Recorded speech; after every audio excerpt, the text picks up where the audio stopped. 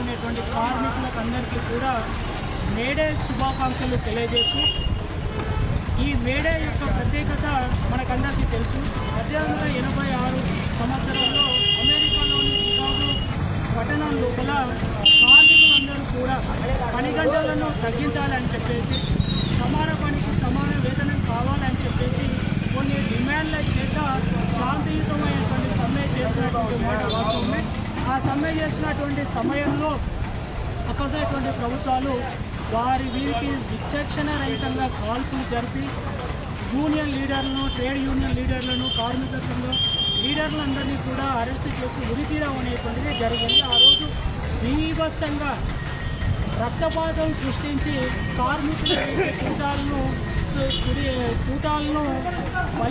తూటాలకు బలి చేసి కార్మికులను మరి చేసేటువంటి ప్రయత్నం అనేటువంటి జరిగింది. అయితే దానిని గుర్తించాలి, దానికి ఒక రూపు తీసుకురావాలి, దానికి ఒక కార్మికులకు సంబంధించినటువంటి రోజుగా అంటే బాగుంటుందని ఉద్దేశం చేత 1889 లోపల పారిస్ నగరం లోపల సోషలిస్ట్ పార్టీ నాయకులు, ట్రేడ్ యూనియన్ లీడర్స్ అందరూ కలిసి ఈ మే 1 రోజును మేడే ఉత్సవాలుగా చేయాలని చెప్పేసి సెలబ్రేషన్ చేసుకోవాలి, కార్మికులకు సంబంధించినటువంటి ఒక రోజుగా నిర్ణయించడం జరిగింది. కానీ ఇప్పుడున్నటువంటి భారత సమాజం లోపల ఉన్నటువంటి మరి కొన్ని ఆర్టికల్స్ విషయంలో కానీ భారత ప్రభుత్వం ఇచ్చేటువంటి మరి కార్మిక చట్టాలు ఒకసారి మనం పరిశీలించినట్లయితే 39 ఆర్టికల్ డి కానీ 39E కానీ 43, 42, 23 ఆర్టికల్స్ అన్నీ కూడా కార్మికులకు సంబంధించినటువంటి విషయాలు. అదేవిధంగా ముఖ్యంగా భారత ప్రభుత్వము 29 కార్మిక చట్టాలను కేంద్ర ప్రభుత్వం అమలు చేస్తున్న కార్మిక చట్టాలను ఏకీకృతం చేస్తూ కార్మిక చట్టాలను సంస్కరించి 4 లేబర్ కోడ్లను తీసుకురావడం జరిగింది.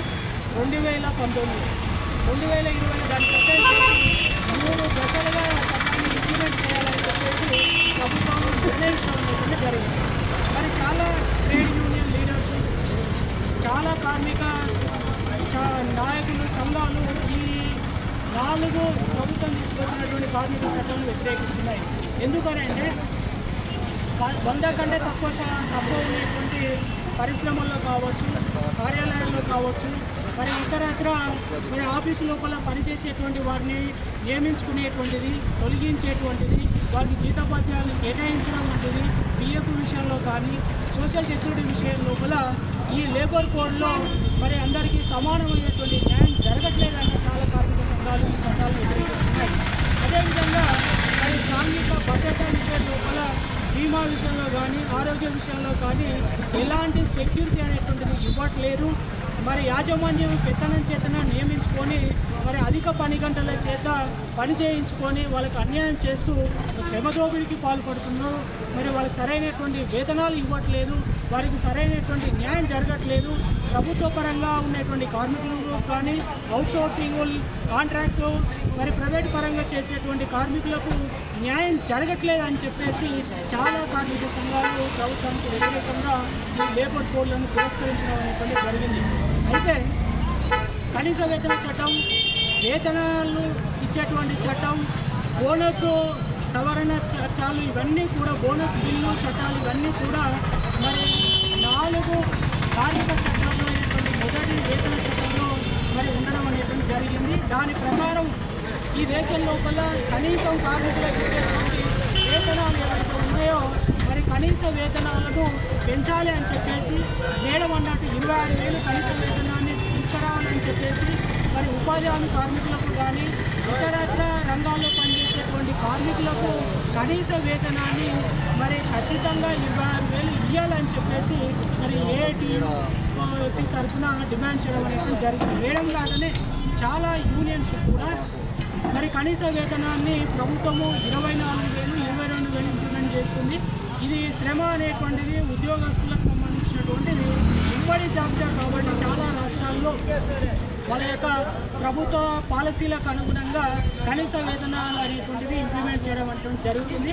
దేశవ్యాప్తంగా ఒకే రకమైనటువంటి వేతన చట్టం అనేటువంటిది లేదు కాబట్టి మరి దేశవ్యాప్తంగా కేంద్ర ప్రభుత్వం కనీస వేతనాన్ని ఏదైతే వేతన చట్టం ప్రకారము ఉన్నటువంటి దాన్ని సవరించి మరి ఇప్పుడున్నటువంటి జీవన విధానానికి ఇక్కడ ఉన్నటువంటి జీవన పరిస్థితులు వాళ్ళు ఉండేటువంటి సాంఘిక పరిస్థితులను అధ్యయనం చేసి వాటికి అనుగుణంగా కనీస వేతనాన్ని సవరణ చేసి కొత్త చట్టం ద్వారా సరైనటువంటి న్యాయం చేయాలని చెప్పేసి సమాన హక్కుల సవరణ చట్టం తరఫున నేను ప్రభుత్వాన్ని ఈ కార్యక్రమం తరఫున డిమాండ్ చేస్తున్నాను. అదేవిధంగా కార్మికులకు మరి చాలా అన్యాయం జరుగుతున్నటువంటి వాస్తవమే. సాంఘిక భద్రత లేదు, శ్రమ దోపిడీ జరుగుతుంది, వాళ్ళకి బోనస్ లేదు, పెన్షన్స్ అసలు లేదు, పిఎఫ్ అనేటువంటిది మరి లేదు, అవుట్సోర్సింగ్ తర్వాత కాంట్రాక్ట్ ఉద్యోగస్తులకు కూడా పెన్షన్ పిఎఫ్ అనేటువంటిది ప్రొవైడ్ చేయకుండా మరి బానిసలను చేసి దాదాపు మరి రాష్ట్రం లోపల 85% మంది మరి ఉద్యోగస్తులు అవుట్సోర్సింగ్ కాంట్రాక్ట్ సిస్టమ్ లోపలే పనిచేస్తున్నారు. కేవలం 15% మంది మాత్రమే మరి ఉద్యోగస్తులు అసంఘటిత రంగంలో 92% మంది కార్మికులు పనిచేస్తున్నారు. ఈ సంఘటిత రంగం లోపల కేవలం మరి 7.8% మంది వర్కర్స్ మాత్రమే ఉన్నారు. అంటే అసంఘటిత రంగం లోపల అవుట్సోర్సింగ్ కాంట్రాక్ట్ సిస్టమ్ లోపలనే అంటే తాత్కాలికంగా ఉద్యోగస్తులను నియమించుకొని వాళ్ళని శ్రమదోపిడీ చేసుకొని అధిక పని చేయించుకుంటున్నారు, అధిక పని గంటలను చేయించుకుంటున్నారు. కానీ సరైనటువంటి శ్రమకు తగ్గ ఫలితం అనేటువంటిది లేదు. ప్రభుత్వానికి చిత్తశుద్ధి లేదు. జాతీయ స్థాయిలో కూడా కార్మిక చట్టాలను సవరించి మరి అందరికీ న్యాయం అనేటువంటి జరగట్లేదు. రెగ్యులర్ ఉద్యోగస్తులే దాదాపు 90% ఉన్నారు. ప్రభుత్వ ఉద్యోగస్తులు రెగ్యులర్గా అన్ని ఆఫీసు కార్యాలయాల కూడా 90% రెగ్యులర్ ఉండాలి. కానీ రివర్స్ ఉంది. 92.2% కేవలం అసంఘటిత రంగం లోపల అవుట్సోర్సింగ్ కాంట్రాక్టు 85% మంది ఉన్నారంటే గవర్నమెంట్తో చిత్తశుద్ధి లేదు. పని చేయించుకోవడానికి కార్మికులను మరి నియమించుకోవడానికి కూడా ప్రభుత్వానికి ఇంట్రెస్ట్ లేదు, ఓకే లేదు, వాళ్ళకి న్యాయం చేసేటువంటి వెసులుబాటు లేదు. కాబట్టి ఒక ప్రజా ఉద్యమం రావాల్సిందే. కార్మికుల పక్షాన మీకు నేను ఒకటే చెప్తున్నా, ఉద్యమం చేయాలి, మన హక్కులను కాపాడుకోవాలి, మన హక్కులను రక్షించుకోవాలి. మనం కొత్త చట్టాలు వచ్చేంత వరకు ప్రభుత్వాలకు వ్యతిరేకంగా పోరాటం చేస్తేనే తప్ప మనకు సాధ్యం కాదు. పోరాటం ద్వారానే మరి 1880లో జరిగినటువంటి 8 గంటల పని కోసం చేసినటువంటి పోరాట ఫలితంగానే లేదని చెప్పినట్టు ఇప్పుడు అందరూ కూడా 8 గంటల పని. కానీ కొత్త కార్మిక చట్టాల్లో భారతదేశం ఇచ్చినటువంటి 4 కోడ్లలో మరి రోజుకు 12 గంటలు, వారానికి 4 రోజుల పని అని చెప్పేసి నిర్ణయించడం జరిగింది. రోజుకు 12 గంటలేంది, వారానికి 4 గంటలేందో అర్థం కావట్లేదు. కాబట్టి ప్రభుత్వం అసంపూర్తిమైనటువంటి కార్మిక చట్టాలను ప్రజల మీదకి పెట్టి మరి పని చేయించుకొని బానిసలుగా చిత్రీకరిస్తుంది, కానీ సరైనటువంటి న్యాయం చేయట్లేదు. కాబట్టి మరి మరో ఉద్యమం కార్మిక సంఘాల తరఫు నుంచి ఖచ్చితంగా రావాలి. నేను ఈ సభముఖంగా సమాన వేతన చట్టాన్ని సవరించడం, కనీస వేతనాన్ని సవరించడం, మరి కొత్త కార్మిక చట్టాలను తీసుకొచ్చి ఇప్పుడున్నటువంటి లేబర్ కోడ్ల లోపల అందరికీ న్యాయం జరిగేటట్టు, యాజమాన్య పెత్తనం లేకుండా కార్మికులకు న్యాయం జరిగేటట్టు ఆర్థిక భద్రత కానీ, ఉద్యోగ భద్రత కానీ, సాంఘిక భద్రత విషయంలో కానీ మరి పిఎఫ్ అనేటువంటిది 10 సంవత్సరాలు నిండినటువంటి పనిచేసేటువంటి కార్మికులకు ఖచ్చితంగా పిఎఫ్ పింఛను ప్రభుత్వ ఉద్యోగస్తులకు సమానంగా ఇవ్వాలని చెప్పేసి ప్రధానమైనటువంటి డిమాండ్ల చేత ఈ కార్యక్రమానికి వచ్చి నేను మీకు విన్నవిస్తున్నాను. ఈ డిమాండ్ల కోసము ఖచ్చితంగా జాతీయ స్థాయిలో ఒక ఉద్యమం రావాలి. ఉద్యమం చేస్తేనే ప్రజా సంఘాల తరఫున, కార్మిక సంఘాల తరఫున ఉద్యమం చేస్తేనే మన యొక్క హక్కులు నెరవేర్తాయి తప్ప మరొకటి కాదు. కాబట్టి మీరు ఉద్యమాలకు సిద్ధం కండి. రక్తపాతం పోయినా సృష్టించినా సరే మరి ప్రభుత్వానికి మెడలు, ప్రభుత్వమే ఇక్కడ మన అన్యాయం చేస్తుంది. ప్రభుత్వమే కార్మికులు నియమించుకోవట్లేదు, ప్రభుత్వమే కార్మికులకు సరైనటువంటి వేతనాలు ఇవ్వట్లేదు, ప్రభుత్వమే సరైనటువంటి జీవిత భద్రతలు కల్పించట్లేదు, భద్రత కల్పించట్లేదు. కాబట్టి ప్రభుత్వాన్ని లోటు, ప్రభుత్వం చేత మరి భూస్వాములు అగ్రకులస్తుల యొక్క పెత్తనం వల్లనే మరి సామాన్యమైనటువంటి బడుగు బలహీనటువంటి వర్గాలకు, కార్మికులకు న్యాయం జరగట్లేదు. ఉపాధి హామీ పథకాన్ని తీసుకొచ్చినా మేము అందరికీ న్యాయం చేస్తున్నాం అంటారు. దాంట్లో పని గంటలు కానీ, అక్కడ పనిచేసేటువంటి రోజులు కానీ సరిగా లేవు.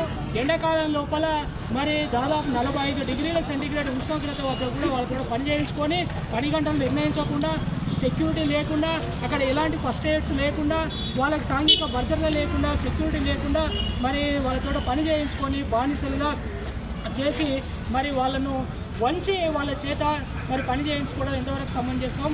మనం ఒకటే అడగాలి ప్రభుత్వాన్ని, మనకు పని గంటలను ఖచ్చితంగా నిర్ణయించి మరి కనీస వేతన చట్టాన్ని ఖచ్చితంగా అమలు చేయాలని చెప్పేసి ప్రధానంగా డిమాండ్ చేస్తూ, కార్మికుల యొక్క భాగస్వామ్యం చాలా తక్కువ ఉంది ఈ దేశంలో. కార్మికుల భాగస్వామ్యాన్ని పెంచాలి. ప్రభుత్వ ఉద్యోగస్తుల భాగస్వామ్యం చాలా తక్కువ ఉంది దేశంలో. ప్రభుత్వ ఉద్యోగస్తుల భాగస్వామ్యాన్ని పెంచాలని చెప్పేసి ప్రధానమైనటువంటి డిమాండ్ల చేత ఈ కార్యక్రమంలో మాట్లాడేటువంటి అవకాశం ఇచ్చినటువంటి ఏఐటీయూసీ లీడర్లందరికీ మరియు ఈ సమావేశానికి వచ్చినటువంటి కార్మికులకు మరి కొల్లాపూర్ పట్టణంలో ఉన్నటువంటి అన్ని కార్మిక సంఘాలకు కార్మికులకు అందరికీ కూడా మేడే శుభాకాంక్షలు తెలియజేస్తూ అదేవిధంగా